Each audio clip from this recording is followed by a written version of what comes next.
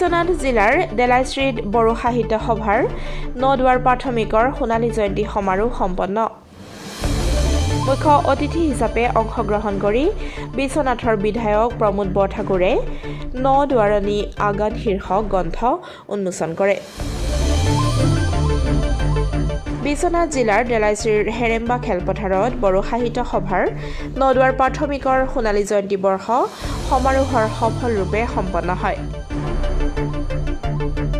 নদুৱাৰ প্ৰাথমিক বড়ো সাহিত্য সভাৰ অধিৱেশন ভাগ 3 দিনীয়া বিস্তৃত কাৰ্যসূচীৰে অনুষ্ঠিত কৰা সোণালী জয়ন্তী বৰ্ষ সমাৰোহৰ আজি অন্তিম দিনাই পুৱা পতাকা উত্তোলন কৰে বড়ো সাহিত্য সভাৰ প্ৰাক্তন সভাপতি তথা মুখ্য অতিথিৰ আসন অলংকৃত কৰা তৰেণ বড়োৱে। ইয়াৰ পাছতে নদুৱাৰ প্ৰাইমেৰী সাহিত্য সভাৰ সভাপতি কমল সিং বসুমতাৰীয়ে সভাপতিত্ব কৰা মুকলি সভাৰ শুভাৰম্ভ হয়। মুকলি সভাত মুখ্য অতিথি হিচাপে অংশগ্ৰহণ কৰি বিশ্বনাথৰ বিধায়ক প্ৰমোদ বৰঠাকুৰে বড়ো ভাষাৰে লিখিত নদুৱাৰণী আগান শীৰ্ষক গ্ৰন্থ উন্মোচন কৰি বড়ো ভাষা আৰু পৰম্পৰাগত সম্পদসমূহ সংৰক্ষণ কৰিব জানিলেহে নিজৰ জাতিৰ অস্তিত্ব ৰক্ষা পৰিব। লগতে বড়ো জাতি আৰু ভাষাৰ ইতিহাসৰ সন্দৰ্ভত আলোকপাত কৰে। মুকলি সভাৰ মঞ্চত বড়ো গোৰ্খাৰ লগতে বিভিন্ন সম্প্ৰদায়ৰ নৃত্য অনুষ্ঠানে উপস্থিত সহস্ৰাধিক দৰ্শকৰ মন আপ্লুত কৰে। মই ইয়াত আহি অতি আনন্দিত হৈছোঁ।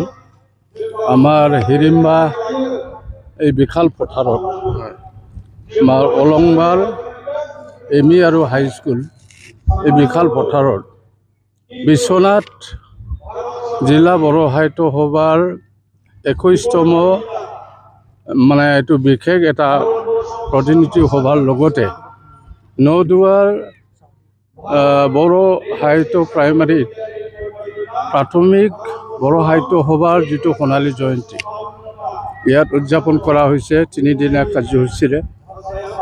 আজি অন্তিম দিন। আজি অন্তিম দিনত আমি ইয়াত আহি পেলাই মোৰ এটা উপলব্ধি হৈছে যে যোৱা 50টা বছৰ এই নদুৱাৰ প্ৰাইমাৰী বড়ো সাহিত্য সভাই বিভিন্ন ঘাট প্ৰতিঘাতৰ মাজেৰে আজি তেখেতসকলে মাধ্যম প্ৰৱৰ্তনকে আদি কৰি বিভিন্ন এই অঞ্চলৰ কিছুমান সামাজিক ধৰ্মীয় আৰু বিশেষভাৱে শৈক্ষিক পৰিৱেশ তেখেতসকলে উন্নতি কৰাৰ কাৰণে চেষ্টা অহৰহ চলাই আহিছে। আমি এইটো গম পাইছোঁ। তেখেতসকলৰ প্ৰতিবেদনত এটাই কথা কৈছে যে এই অঞ্চলৰ বিশেষভাৱে যে চৰকাৰী মাটি হোৱাৰ কাৰণে আৰু ফৰেষ্টলেণ্ডৰ মাটি হোৱাৰ কাৰণে আজিলৈকে স্কুলসমূহ প্ৰাদেশিকৰণ হোৱা নাই। আৰু এই প্ৰাদেশিকৰণ হোৱাৰ কাৰণে আমি বড়ো সাহিত্য সভাই মই 2017 চনত যেতিয়া মই কাৰ্যভাৰ গ্ৰহণ কৰিছিলোঁ তেতিয়া মই অসমৰ মাননীয় মুখ্যমন্ত্ৰী তদানীন্তন তৰুণ গগৈৰ লগত আমি বিশেষভাৱে আলোচনা কৰিছিলোঁ। তাৰপিছত আমি পৰ্যায়ক্ৰমে সৰ্বানন্দ সোণোৱালৰ লগতো আলোচনা কৰিছিলোঁ। আৰু বৰ্তমানৰ যিটো আমাৰ উদীয়মান মুখ্যমন্ত্ৰী ডক্টৰ হিমন্ত বিশ্ব শৰ্মাকো আমি কৈছোঁ যে আমাৰ বিশেষকৈ শোণিতপুৰ বিশ্বনাথ গহপুৰ সেই এলেকাত আৰু আমাৰ কোকৰাঝাৰৰ বিটিআৰৰ আণ্ডাৰত যিখিনি চিৰাং জিলা আছে তাৰ ফৰেষ্টলেণ্ডত যথেষ্ট সংখ্যক স্কুল আছে। সেই স্কুলসমূহ প্ৰাধিকৰণ কৰিব লাগে। আৰু আমি যিটো নেকি RF ৰিজাৰ্ভ ফৰেষ্টৰ মাটি হয়তো FRC কৰিব লাগে বুলি আমি দাবী দাৱাজ কৰিছিলোঁ। তাৰপিছত আমাৰ মাননীয় শোণিতপুৰ জিলাৰ উপায়ুক্ত মহোদয়ে তেখেতে এটা মিটিং কনভেন কৰিছিলে তেজপুৰত। তেতিয়াও আমি বড়ো সাহিত্য সভাই অংশগ্ৰহণ কৰি পেলাই আমি কথাখিনি কৈছিলোঁ। আৰু তেতিয়া আমাৰ ভৈয়াম জনজাতিৰ উন্নয়নৰ মন্ত্ৰী চন্দন ব্ৰহ্মৰ নেতৃত্বত এই অঞ্চলত যিমানখিনি ফৰেষ্টলেণ্ডত লোক আছে জনজাতি হওক অজনজাতি হওক চাহ বাগানীয়ে হওক বা যিকোনো জাতিৰে হওক তেখেতসকলৰ ভূমিপট্টনটো দিব লাগে, এলটমেণ্ট অফ লেণ্ডটো দিব লাগে। আৰু বিশেষকৈ স্কুলসমূহত আৰু যিবিলাক ক্লাব ঘৰ আছে আৰু যিবিলাক ৰাজহুৱা অনুষ্ঠান আছে সেই ৰাজহুৱা অনুষ্ঠান স্কুলকে আদি কৰি সেই ভূমিবিলাক পট্টন দিব লাগে। এইটো দাবী দাৱাচ আমি কৰি আহিছিলোঁ। এতিয়া আমি দেখিবলৈ পাইছোঁ যে BTR চুক্তিৰ আধাৰত 6.3 যাক কোৱা হৈছে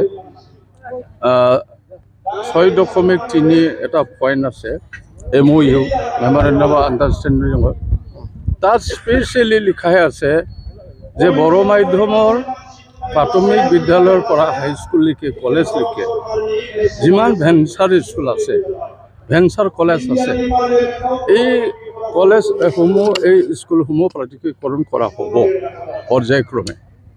সেই হিচাপে আমি অসমৰ মাননীয় মুখ্যমন্ত্ৰীৰ বৰ্তমানৰ মুখ্যমন্ত্ৰী ডাঙৰীয়াক কৈছোঁ যে BTR চুক্তিৰ আধাৰত যিটো নেকি অসম চৰকাৰ, তাৰপিছত নিখিল বড়ো ছাত্ৰ সন্থা, UBPO আৰু আমাৰ NDAB ভাইসকলৰ মাজত যিটো চুক্তি হৈছে, সেই চুক্তিৰ মৰ্মে 6.3 আধাৰত স্কুলসমূহ ল'ব লাগে। এই কথাটো আমি মুখ্যমন্ত্ৰী ডাঙৰীয়াক অৱগত কৰি আছোঁ। আৰু মুখ্যমন্ত্ৰী ডাঙৰীয়াক আমি এটা কথা কৈছোঁ যে আমাৰ জনজাতি এলেকা, যি এলেকাত নেকি শিক্ষাৰ মানদণ্ডটো খুব কম, শিক্ষাৰ মানদণ্ড একদম নিম্নগামী। সাহিত্য সভাৰ হয় হয় হয় সন্মানীয় অতিথি হিচাপে উপস্থিত আছে, কি ক'ব? মই সন্মানীয় অতিথি লগতে স্থানীয় বিধায়ক হিচাপে বুলি ক'ব লাগিব। আফটাৰ ডিলিমিটেশ্যন এই এৰিয়াটো বিশ্বনাথত অন্তৰ্ভুক্ত হ'ল। ৰাইজে আমন্ত্ৰণ কৰি অনা ৰাইজক মই ধন্যবাদ দিলোঁ। আজিৰ সভাৰ জৰিয়তে ৰাইজৰ লগত চা চিনাকি হ'লোঁ আৰু মই কৈছোঁ এটা জাতি আগবাঢ়িবৰ বাবে সাহিত্য সংস্কৃতি আগুৱাই লৈ যাব লাগিব। যি জাতিৰ সাহিত্য সংস্কৃতি নাই, ভৱিষ্যতে সেই জাতি নাইকিয়া হৈ যায়। আৰু এখেতসকলে খুব সুন্দৰভাৱে এই অনুষ্ঠানটো অনুষ্ঠিত কৰিছে। 50 বছৰ হৈ গ'ল বুলি কৈছে, গতিকে 50 বছৰ তেওঁলোকে এই অনুষ্ঠানটো ধৰি ৰখাৰ বাবে তেখেতসকলক ধন্যবাদ জনাইছোঁ। কি ক'লে? ছাৰ, বৰ্তমান চৰকাৰৰ দিনত চাওক, শুনক, ইকনমিক্সত এটা কথা, সমস্যা অনেক, সমস্যা সমাধান কৰাৰ উপায়বিলাক কম। সেইকাৰণে ইকনমিক্স বিষয়টো আৰম্ভ হৈছে। এটা এটাকে আমি পূৰণ কৰিম। আৰু ইতিমধ্যে দুটাৰ কথা চিন্তা কৰিছোঁ।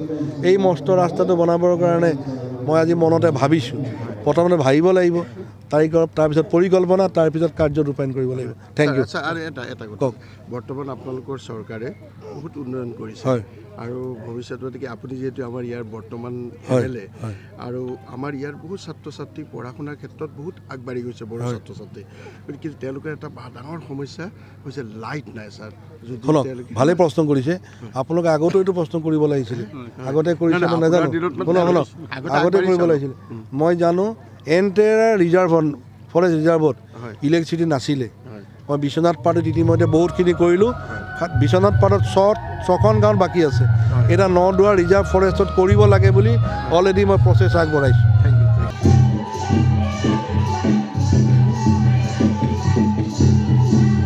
জামুগুৰিহাটৰ পৰা চন্দন শৰ্মা ৰিপৰ্ট, ডেমক্ৰেটিক আছাম।